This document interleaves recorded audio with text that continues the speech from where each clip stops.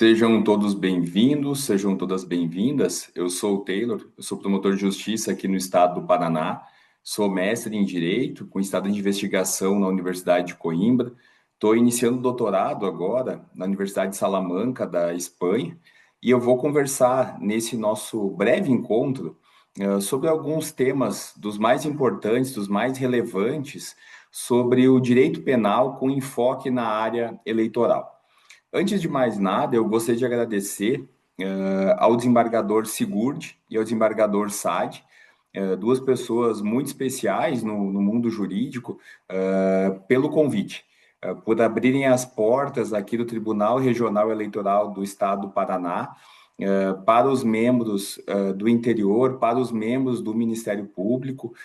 É uma administração, é uma gestão que está sempre com as portas abertas para as pessoas que querem trabalhar, que querem trazer ideias novas, e por isso, meu muito obrigado a essas duas pessoas tão importantes no mundo jurídico aqui do Estado do Paraná. O meu muito obrigado pelo convite e pela receptividade.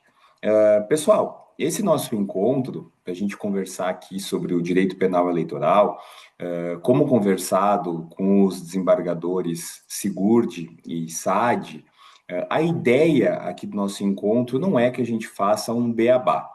A ideia aqui do encontro não é a gente ficar discutindo grandes teorias, grandes lições doutrinárias, e sim nós fazermos um compilado, nós fazermos uma atualização dos principais pontos, dos principais temas que vão ser importantes àqueles e àquelas que vão trabalhar nas eleições. Tá? Então, por isso, esse compilado aqui de ideias que eu deixo para vocês, tá? Sempre com uma lógica de nós trabalharmos o que é importante do texto de lei, uma lógica do que é importante a gente relembrar da doutrina, caso necessário, e também nós conversarmos sobre o principal, sobre a aplicação prática, sobre o que o Tribunal Regional Eleitoral aqui do Paraná vem decidindo, sobre o que o Tribunal Superior Eleitoral vem decidindo a respeito daqueles temas. Tá? Eu vou deixar disponível para vocês, para ser disponibilizado junto com as aulas, junto com essa nossa revisão aqui, um material de apoio em que eu faço esse compilado, em que eu faço o compilado do texto de lei, da doutrina, da jurisprudência, o que eu reputo como algo que facilita o nosso estudo, algo que facilita a nossa revisão, tá bom? Então vamos lá, vamos começar com a nossa revisão, com o nosso detalhamento aqui dos principais pontos, tá? O tema aqui, então, de hoje que nós vamos conversar são disposições penais eleitorais, como vocês vão poder acompanhar e conferir no material de vocês. Nós começamos com um tópico que eu prefiro tratar como disposições preliminares. E por que esse tópico aqui vai se chamar disposições preliminares? Porque são disposições, sobretudo de penal parte geral, com tratamento diferenciado que o Código Eleitoral traz, e que é importante a gente saber quando for lá aplicar o penal eleitoral nos casos concretos. E aí, eu separei para a gente trabalhar quatro pontos específicos dentro das disposições preliminares. O primeiro ponto que nós vamos trabalhar significa dizer, tá, o ponto um, nem sempre os crimes previstos no Código Eleitoral possuem pena mínima em abstrato. Então, pessoal, isso pode parecer um pouco estranho, para a gente que está acostumado a estudar apenas o Código Penal, ou para a gente que está sem atribuição no criminal, está numa vara civil, numa vara de família, seja a vara que for, sem atribuição criminal no momento e cumulando o eleitoral. Mas nós temos, tá, no Código Eleitoral, nós temos crimes eleitorais, em geral, que não possuem uma pena mínima combinada em abstrato. Isso significa dizer que, ao contrário do que a gente avalia lá no Código Penal. Código Penal, artigo 121, caput, matar alguém é o preceito primário. O preceito secundário do 121 vai nos trazer o quê? Reclusão de 6 a 20 anos. Ou seja, tem uma pena mínima, 6 anos, e tem uma pena máxima, 20 anos. Por outro lado, vocês vão avaliar e nós vamos conversar sobre vários crimes da parte do Código Eleitoral aqui no nosso encontro. Vocês vão poder ver isso, tá? Nem sempre os crimes previstos no Código Eleitoral possuem pena mínima em abstrato, o que vai ser complementado por um dispositivo específico do Código Eleitoral, que é o artigo 284 do Código Eleitoral, tá? Vai nos dizer o 284. Sempre que este código não indicar o grau mínimo, ou seja, que não indicar a pena mínima, entende-se que será de 15 dias quando punido com detenção e de 1 ano quando punido com reclusão. Tá? Esse dado, pessoal, é um dado bastante importante, a pena mínima, tá? Para quê? Primeiro, para nós fixarmos a pena, tá? Primeiro, para nós podermos fixarmos, para nós dosarmos, para nós individualizarmos a pena, tá? A pena mínima é um dado importante para fins de dosimetria.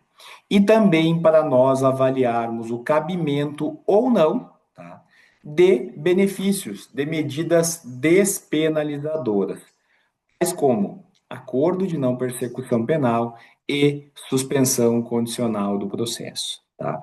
Então a gente tem que avaliar aqui, pessoal, essas questões que envolvem ter ou não ter uma pena mínima, o intervalo de pena, para que a gente possa aquilatar aqui, avaliar dentro daquele caso concreto, tá? Qual vai ser a pena aplicada, dado importante termos a pena mínima, tá? E se cabe ou não cabe eventuais medidas despenalizadoras, tá? Que a pena, né, do delito também é um fator importante, é um fator relevante. Então, lembrar o 284 do Código Eleitoral. Da mesma forma, pessoal, falando aqui de dosimetria da pena, de individualização da pena, quando nós falamos de critério para dosimetria, de critério para individualização da pena, não há uma norma específica se adota critério trifásico, se adota critério bifásico, se adota um critério especial, não fala nada disso no Código Eleitoral. Então, por isso, tá? Por isso se aplica subsidiariamente o artigo 68 do Código Penal. 68 do Código Penal anuncia para nós o critério de dosimetria da pena, o critério trifásico, o critério Nelson-Hungria, em que nós vamos avaliar, em um primeiro momento, as circunstâncias judiciais do artigo 59 do Código Penal, em um segundo momento, as agravantes e as atenuantes, em um terceiro momento, as causas de aumento e as causas de diminuição de pena. Isso aqui é normal, isso aqui a gente aplica a regra do Código Penal conforme a gente está acostumado. No entanto, pessoal, tá, eu pontuo isso aqui para vocês porque existe uma regra específica, tá, no Código Eleitoral que diz respeito ao quantum de agravação ou ao quantum de atenuação. Tá? O Código Penal não tem um quantum específico para atenuantes e agravantes. Isso aqui fica ao critério do magistrado, isso aqui fica de acordo com o caso concreto, ainda que a jurisprudência traga alguns parâmetros, ainda que a jurisprudência traga algumas balizas, isso fica a critério do magistrado no caso concreto, passando por um crivo, por um juízo da sua fundamentação. No Código Eleitoral, nós temos um dispositivo específico, o 285 do Código Eleitoral, que vai dizer para nós o seguinte, que quando a lei determina agravação ou atenuação de pena, ou seja, algo que é avaliado, conforme prevalece aqui essa expressão, atenuação, agravação, na segunda fase da dosimetria, também para fins eleitorais, tá? O juiz, tá? Se não tiver nada previsto especificamente, o juiz deve fixar entre um quinto e um terço. Um quinto e um terço, guardados os limites da pena cominada ao crime. Guardados os limites da pena cominada ao crime. Então, se for aplicar algo que vá agravar ou que vá atenuar, tá? Fica entre um quinto e um terço da pena cominada ao crime, tá certo? Então, pessoal, é outro dispositivo específico. Na doutrina, há algumas discussões sobre a necessidade de ter essa previsão, se essa previsão ainda prevalece, sobretudo após a aspas, nova parte geral do Código Penal, que foi elaborada na década de 80. É um dispositivo bastante antigo, tá? Mas dentro dos limites do que nós temos que tratar aqui, dentro da finalidade dessa nossa atualização, não é entrar em grandes debates doutrinários, tá? Tem prevalecido, tem se aplicado essa regra na segunda fase da dosimetria da pena, principalmente porque se fala guardados os limites da pena cominada ao crime, ou seja, tem uma lógica igual ao enunciado 231 do STJ. Deixo para vocês aqui uma pequena consideração, porque tem uma parcela da doutrina mais antiga que sustenta que isso aqui poderia ser avaliado em terceira fase, tá?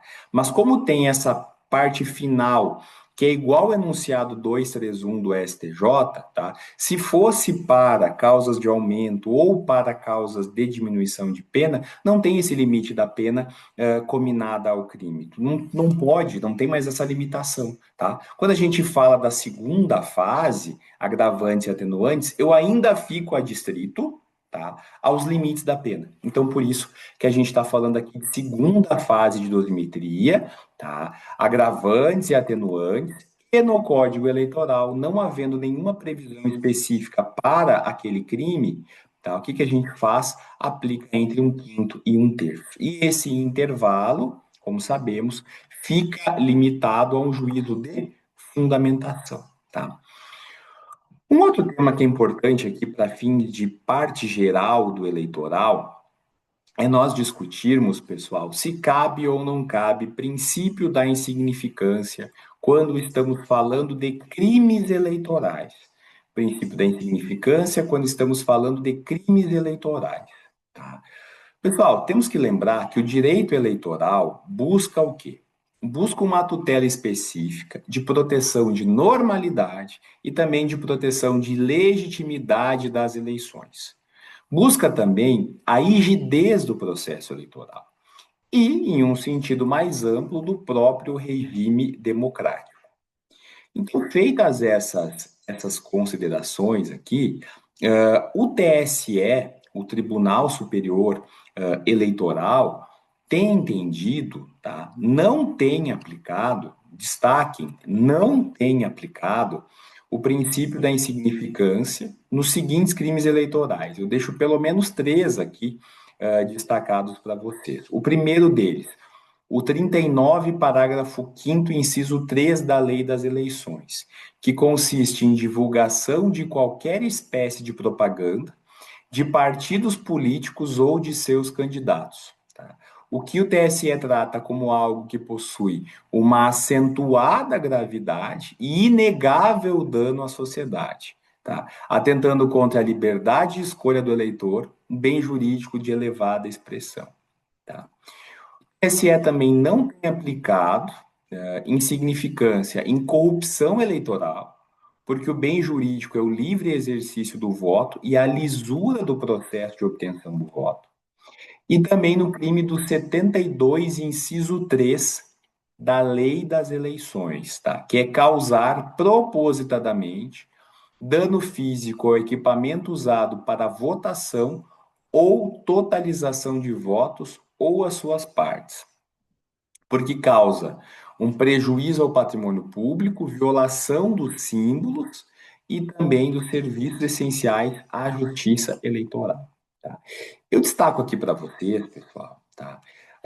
A doutrina, sobretudo o professor Rodrigo Zílio, tem trazido, tá? Cita que algumas decisões têm exigido prova da potencialidade lesiva na configuração de alguns crimes eleitorais, tá?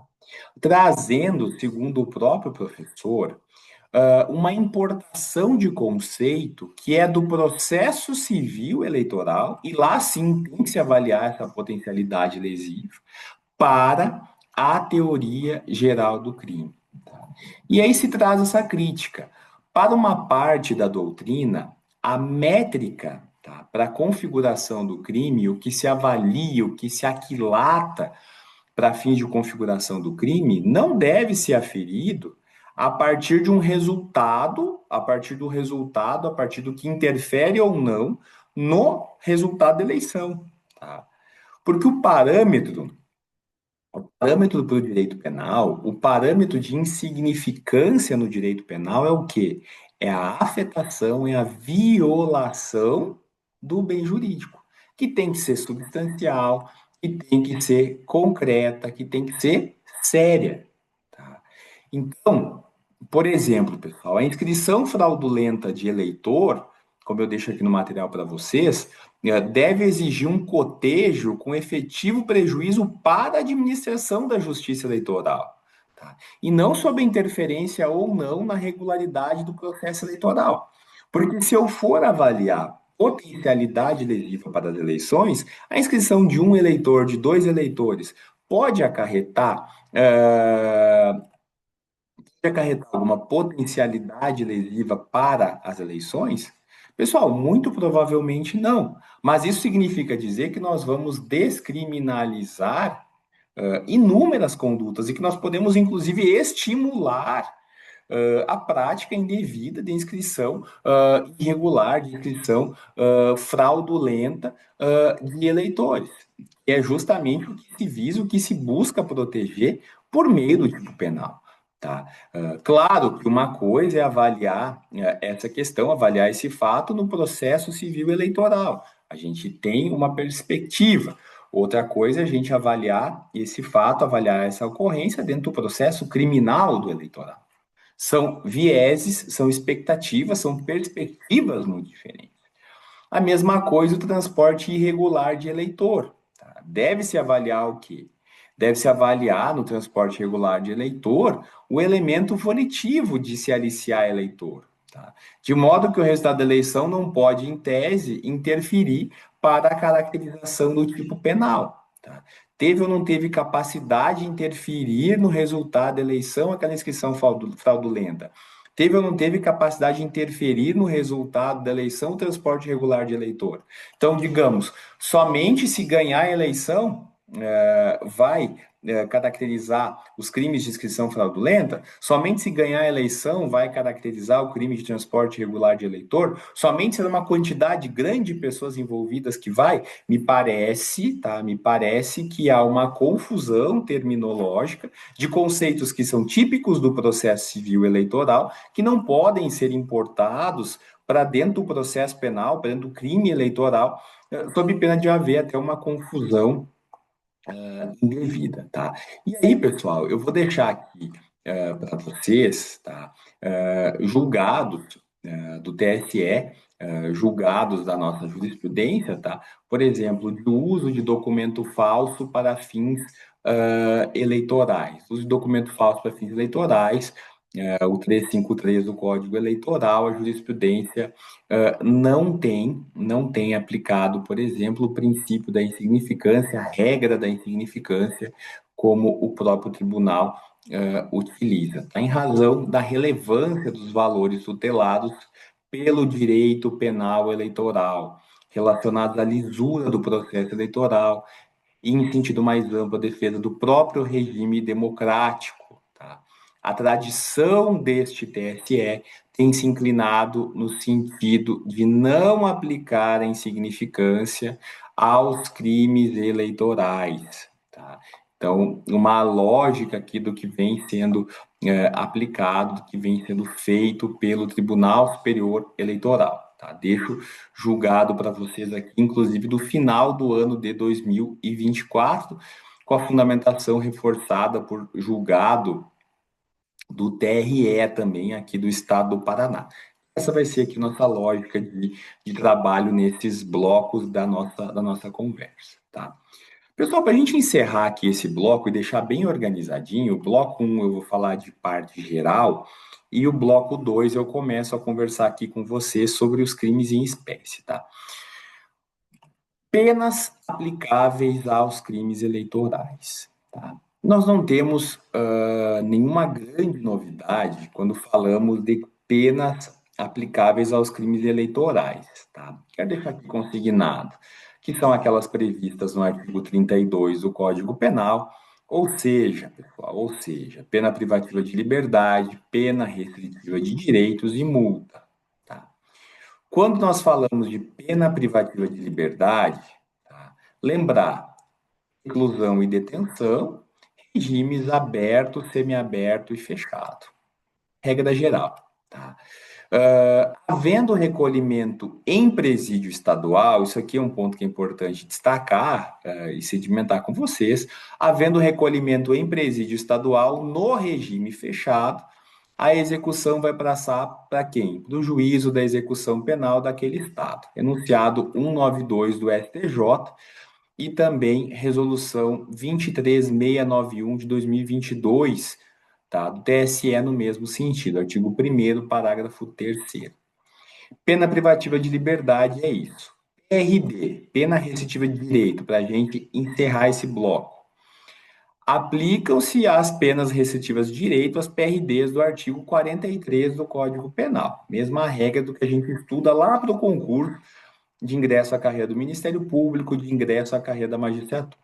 Porém, aqui eu quero deixar destacado para vocês o seguinte: porém, determinados crimes eleitorais trazem no preceito secundário, ou seja, no dispositivo relacionado à pena que vai ser aplicada àquele caso, àquele crime, a espécie de pena restritiva de direito a ser aplicada em caso de substituição da pena privativa de liberdade. Tá? Então, aqui é importante vocês estarem ligados, estarem atentos a essa perspectiva aqui, que muda um pouco com relação ao Código Penal. Tá? O Código Penal traz lá a pena privativa de liberdade e tem uma regra que vai dizer as penas restritivas de direitos que podem ser aplicadas, mas não tem no preceito secundário de nenhum crime do Código Penal ou, por exemplo, alternativa de prestação de serviço à comunidade por igual período. Nos crimes eleitorais, alguns deles vão ter. Exemplo disso, o 39, parágrafo 5º, a Lei das Eleições, tá? Que tem detenção de 6 meses a 1 ano, ó, um tipo penal aqui que tem pena mínima e que tem pena máxima. Mas olha a particularidade, com alternativa de PSC, ou seja, de prestação de serviço à comunidade por igual período, tá certo? Pessoal, nesse primeiro bloco aqui, a ideia foi fazer uma introdução com vocês, tá? Trazer dispositivos de parte geral que podem interferir aqui na nossa interpretação, na nossa aplicação do direito penal eleitoral nos casos concretos, tá? Mais especificamente, que alguns crimes não têm pena mínima em abstrato. Lembrar também, tá, que tem uma norma, uma regra específica do quanto de agravação ou atenuação, expressões do Código Eleitoral. Lembrar do princípio da insignificância em crimes eleitorais, as considerações que nós fizemos, e lembrar aqui de algumas pequenas particularidades das penas aplicáveis aos crimes eleitorais, tá certo? Aguardo vocês no próximo bloco.